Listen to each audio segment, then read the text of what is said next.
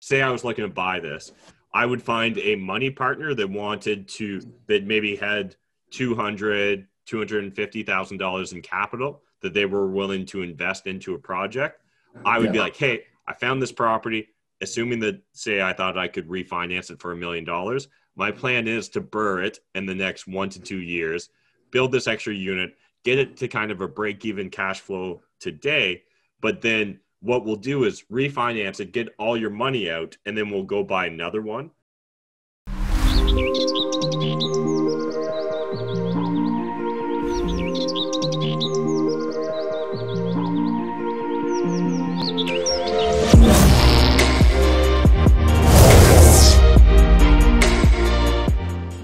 What is up, YouTube? Matt McKeever here, and I'm really excited for another episode of Deal Destruction. I'm joined today with Josh. Hey, Josh, how's it going?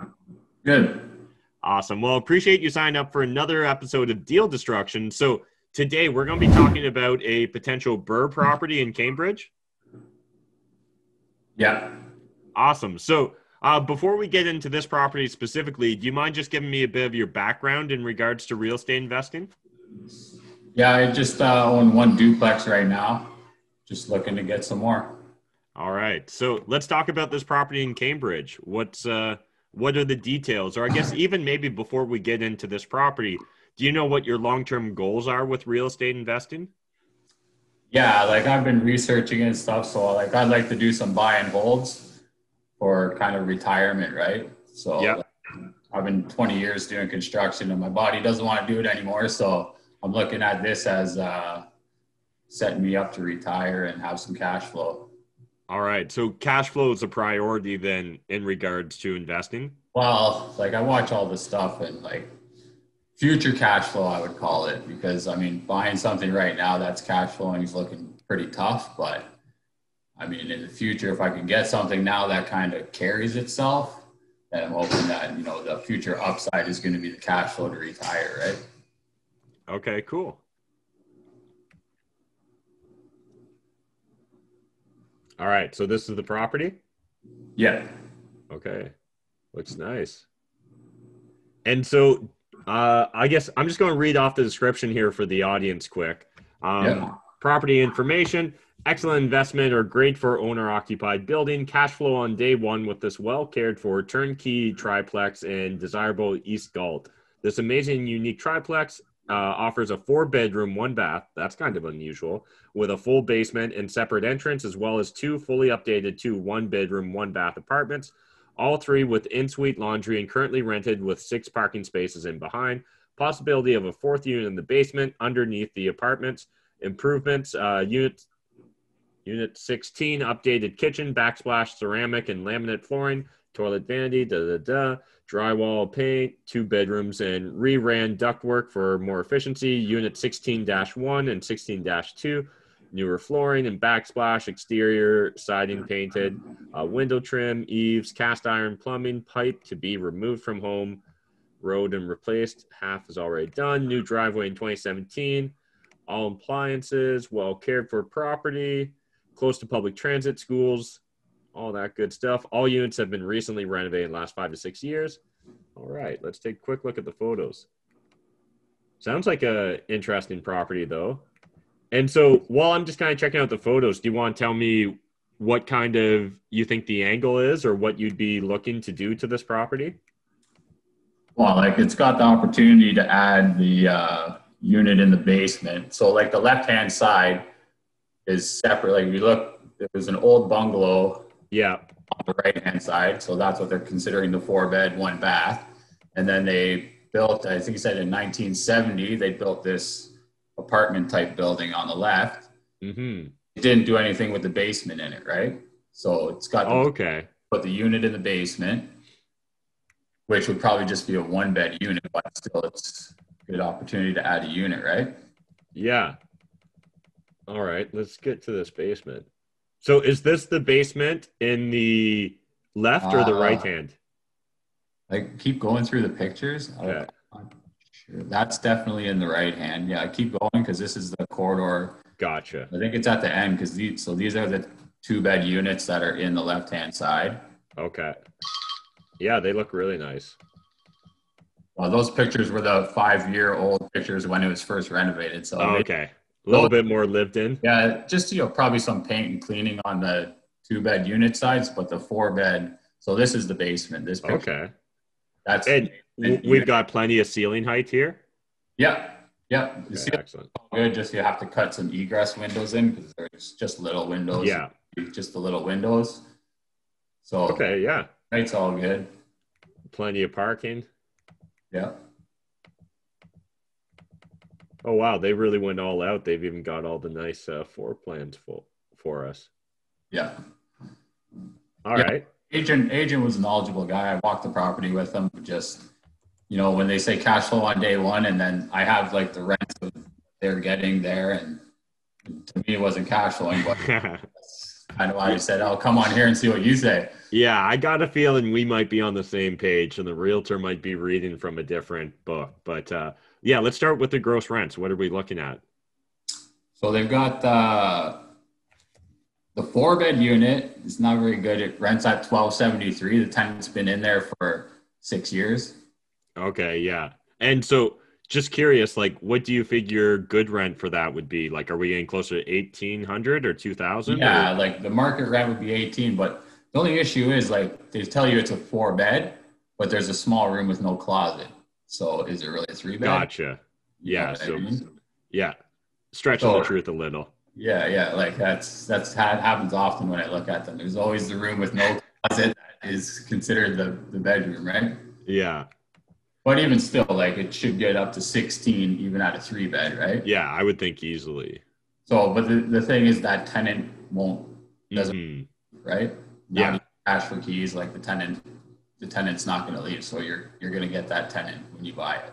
Gotcha. So there's future upside on that unit, but you got to factor that the rent's at $1,273 right now. Yeah. Okay. Same thing in 16-1 is $1,273 as well. Tenant's been there for 5 years also, and they also want to stay. And then they've got a new tenant moving into 16-2 at $1,500. Oh wow, that's pretty good rent, I would think, right? So yeah, for the 2-bed, like that's the market rent. Yeah. So, and then we're probably just for our potential rents, we're kind of at 4,800. Yeah. Okay. Yeah. And then, as far as expenses, are the tenants currently paying utilities, or what's that look like? So I have a breakdown from. Yeah. Give it to me. Right. So on unit 14, the owner pays for the gas, which they're saying $84 a month. Okay. Hot water tank, $30 a month. Okay. And on the 16-1, 16-2, they're saying that the water is $150 a month times 2, so $300 a month for the water, $30 for the hot water tank. Gotcha. That's what the landlord would pay. Tenants pay their own hydro. Yeah. It's electric heat on 16-1, 16-2. It's baseboard heaters. Okay. Interesting. So tenants are paying that themselves. Yeah. So that's not bad if they're getting 1,500 and it's electric heat and the tenant's paying for the heat as well. Yeah. Yeah, just the water, like $300 for the water for that side, and then the hot water tank. Mm-hmm. And then saying the landlord also pays $25 a month for the hydro in the common area. Okay, sure. In the hallway, and I guess the basement that's not finished. Yeah. And then for property taxes? Property taxes, they're saying it's $4,208 per year, so $350 a month. Okay, perfect. And then do you know what you figure insurance to be? They've got it down at 170, which is around where it'd be 170, 200 range. Yeah, that seems reasonable. Let's throw it 200. All right. And then were there any other expenses that they gave you? They're listing a maintenance expense as $1,384 a year, so $115 a month. Okay. So they're not spending a ton on maintenance, but at least they've got something there for us. Yeah. All right. And any other expenses that you think we need to take into consideration? Well, like I have the duplex I own, I have property management and I have snow and lawn. Yeah. And On so what do you figure property management would be for this property? 4% is what I pay, right? 4%? Okay. Yeah, that seems very reasonable. And then you're paying snow separate?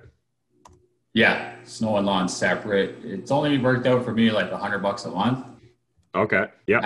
It hasn't really snowed much, so I haven't had a big snow expense. And then lawn, like I do $100 a month. Okay, yeah. And then I personally always like including a vacancy or bad debt expense when I'm running my numbers. Um, Yeah. Everyone will have their own range and stuff. I see commonly anywhere between 2% and 10% people use. I'll often come in somewhere between 2 and 5%, just depending upon the building, the area, how desirable it is. Did you already have a number you want to use, or? No, like Okay. whatever number you think would make sense for that. Yeah, I think I'll throw in 5% for now, and that's probably being a little aggressive, but at the same time, um, yeah. And then so seeing how we've got snow and lawn already separated out, they've given us $108 a month roughly for the maintenance. We've got property management, vacancy, and bad debt. That all seems pretty reasonable. So before we get into looking at our mortgage payments, let's just figure out what our cash flow is beforehand. So essentially, this is what we're looking for, cash flow. And then usually just on these calls, I like to use my basic 500, 100K rule. And Yeah. so what that assumes is just $500 a month for every $100,000 you borrow at a 3.5% interest rate, 25-year amortization. So if I was using that and assuming that we've got to put our 20% down, that would give me a mortgage of 620. So I'd be roughly looking at six times my 500. So around 3,000 as a ballpark. So yeah, I would expect that for my projection purposes, we'd be looking at negative cash flow here. That's at the current rent, right? Yes, yeah. Yeah. So once we copy this all over and take a look at what things look like in regards to the potential on the property, that's when you're going to start squeaking out a little bit of cash flow. And yeah, so, I definitely know that Cambridge, Kitchener-Waterloo, it's a very hot real estate market. It's been hot for a while. It is very hard to find cash flowing properties in that market. For sure. And, like, you could definitely talk yourself into this deal by saying I'm not going to count maintenance, or I'm not going to count vacancy and bad debt or property management or snow and lawn.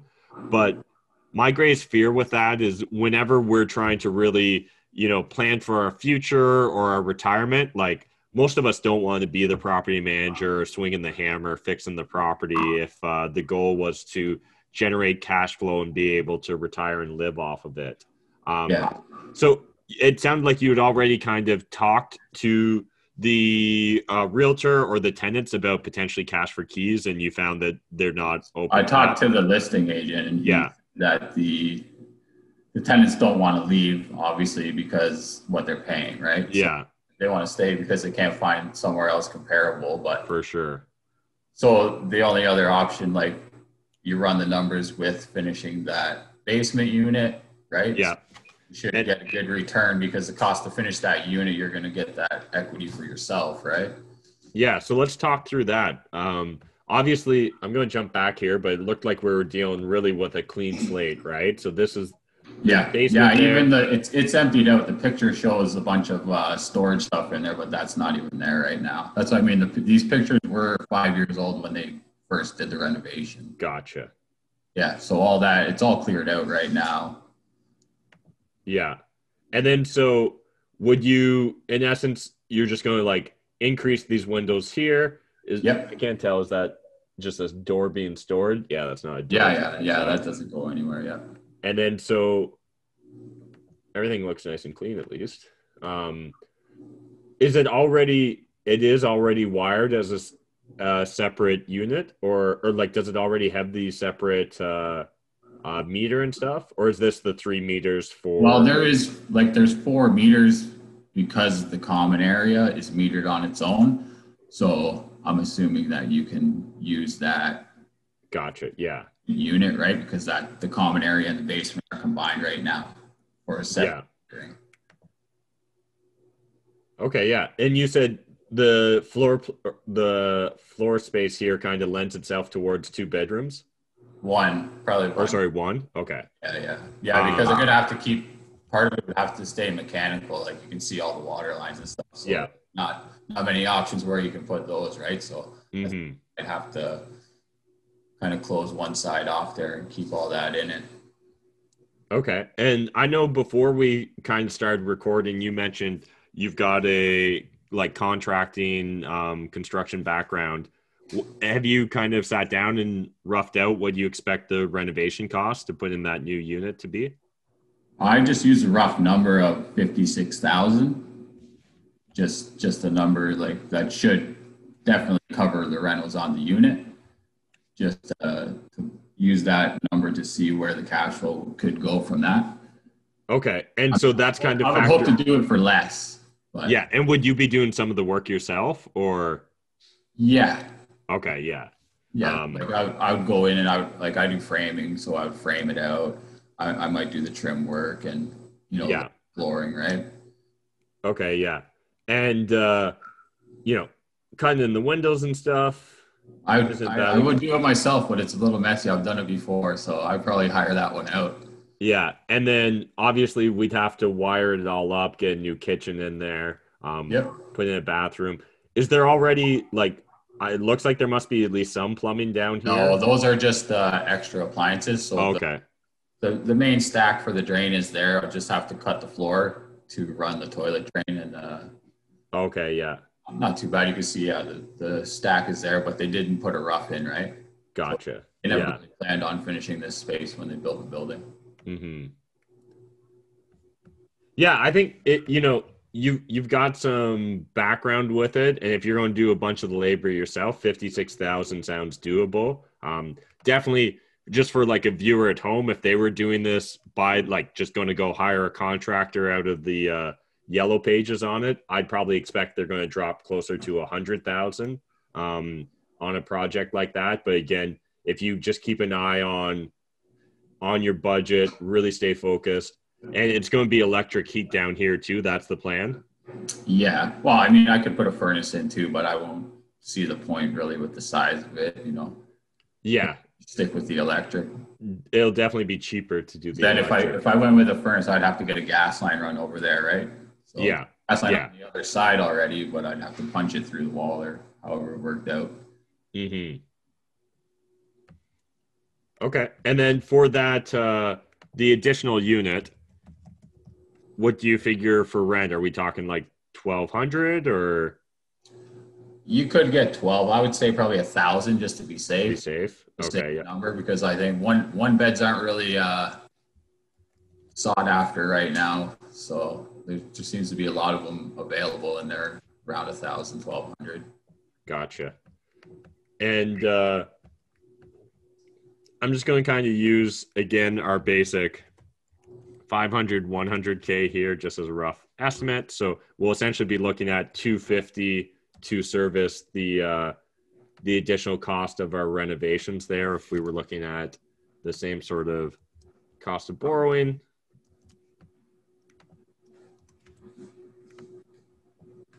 So yeah, I kind of see what you're saying here, where as long as you can keep those renovations in check, you'll kind of be able to have the property service itself, have a property manager take on the project, like do the day-to-day operations, and you don't necessarily have to worry too much. And if and when you can generate that tenant turnover, this property could actually get cash flowing for you.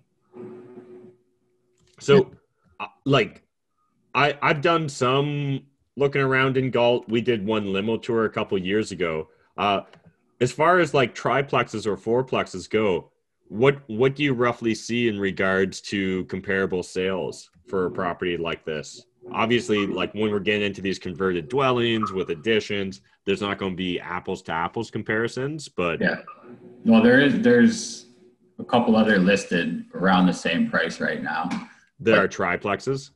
Yeah. So there's three. One is a purpose-built building, and they're all side by side for $750. And then there's two others that were in at $650, but they're 2 1-bed units and 1 2-bed unit. So the rents are substantially less, and they all need renovations in the units, so that's why I like this property the best, because to me, it's got the bigger units, better rent, and the potential to finish the basement unit, right? Mm-hmm. So this is closest to being a cash flow property, right? Yeah. And it's been on the market for a while. So like when I looked at it, it was on the market for 30 days, I think. And that was a week and a half, 2 weeks ago. It's still on the market. So I'm just hoping that they kind of want to negotiate a little bit the longer it sits, right? Mm-hmm.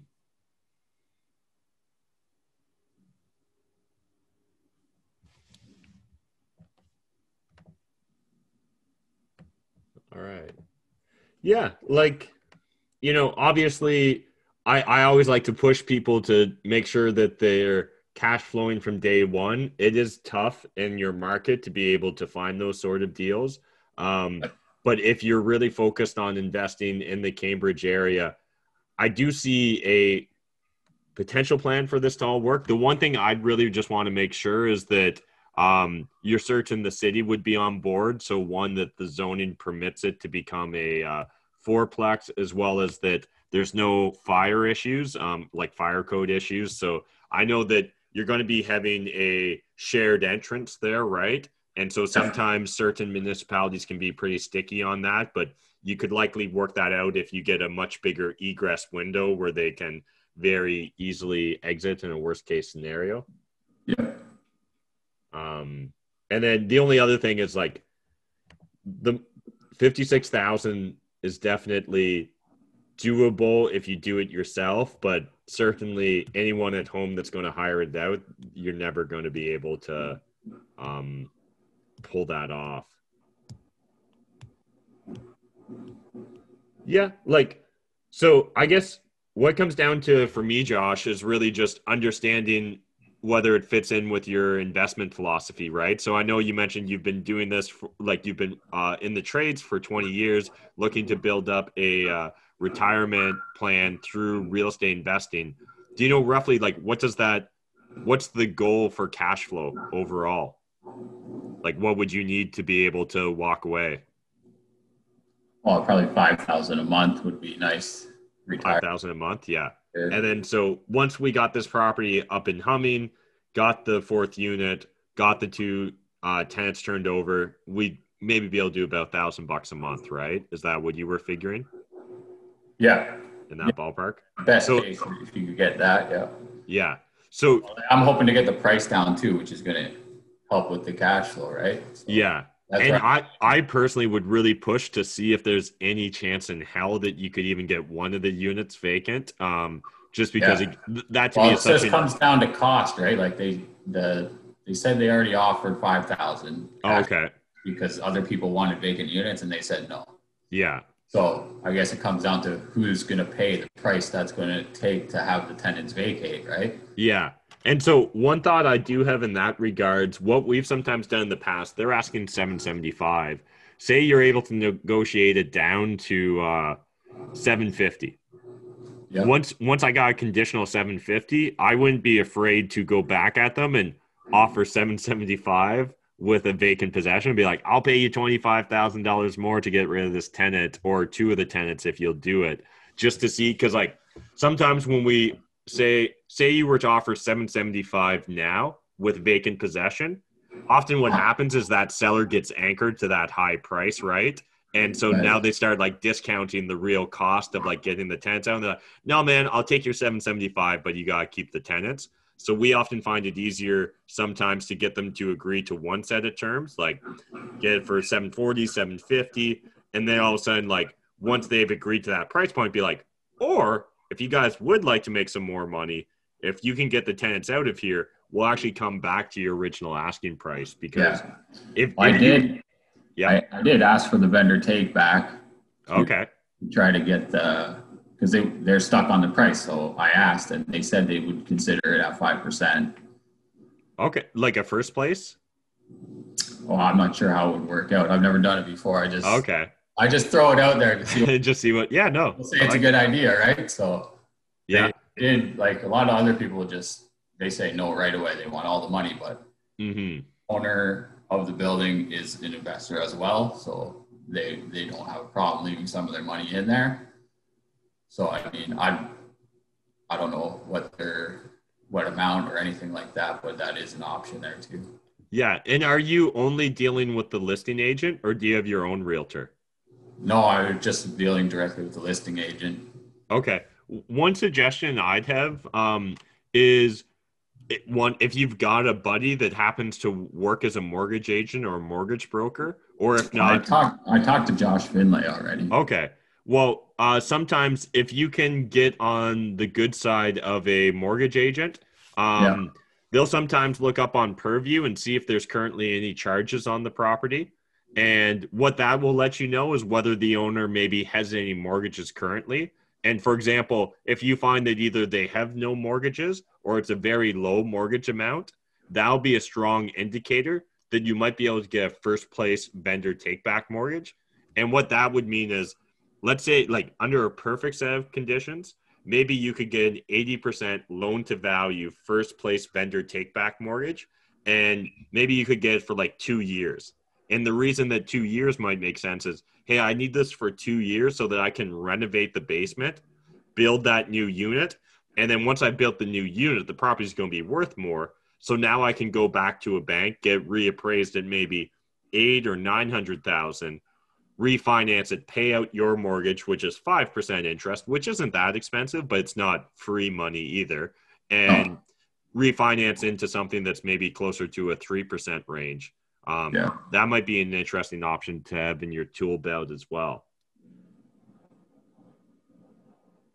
Yeah, Josh, based upon what I know you're going for, this definitely can make sense. Have you pulled any fourplexes in the area? Like, what are fourplexes selling for 9 to $1 million? Like nice ones that are fixed up, getting decent. I haven't seen any fourplexes. There was a 5plex for $995. Okay.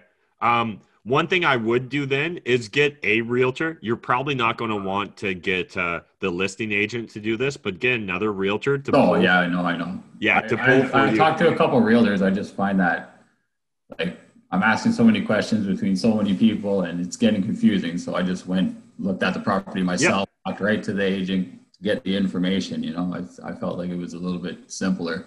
Yeah, for sure. So one piece of data I would want to get if I was in your shoes is just all the triplexes that have sold in Galt in the last year and all the fourplexes that have sold, just so I can roughly see and estimate what I think this property is going to be worth once I'm done my renovations. For example, if we're looking at buying it for, say you can negotiate it down to, $750 or somewhere around there, you're going to spend another $50,000-$60,000 on your renos plus your time and labor. So you're a little over $800,000 into it. For me, if I knew that this property could be refinanced at close to $1 million, that would be really enticing just because it could mean I could get all my money out, right? And that would essentially allow you to BRRRR this property, go on, buy the next one so that you can get closer to accumulating kind of the 4 to 5 properties you need to get you that $5,000 a month in cash flow sooner. Yeah.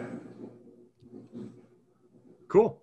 Well, I appreciate you coming on Deal Destruction. Any other questions, or do you feel like have I provided any clarity, or have I just kind of talked? No, for sure. Like, so you always factor the 20% down payment out of the cash flow equation. That like you're looking at cash flow without that 20% down payment, right? Yes. So like, I'm not assuming that you borrowed the down payment. If you did, but yeah.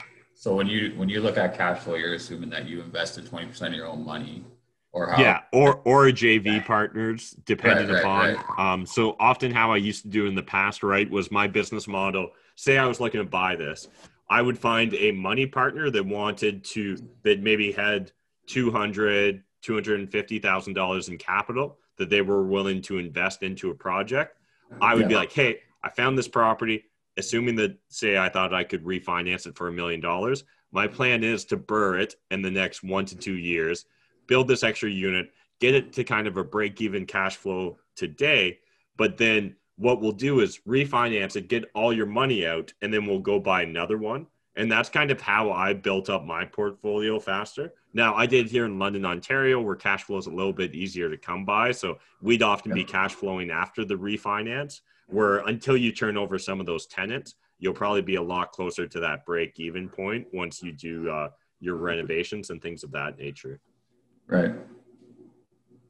Yeah, I always wondered with the 20, do you count the 20% or don't count the 20%? Because if you count the 20%, then your cash flow looks a lot worse right from the start, right? Yes, absolutely. And I think that that's always a individual investor's perspective in regards to it. It can definitely make sense, especially for a lot of investors that are growing rapidly. They often are seeking those down payment funds from maybe private investors or private lenders.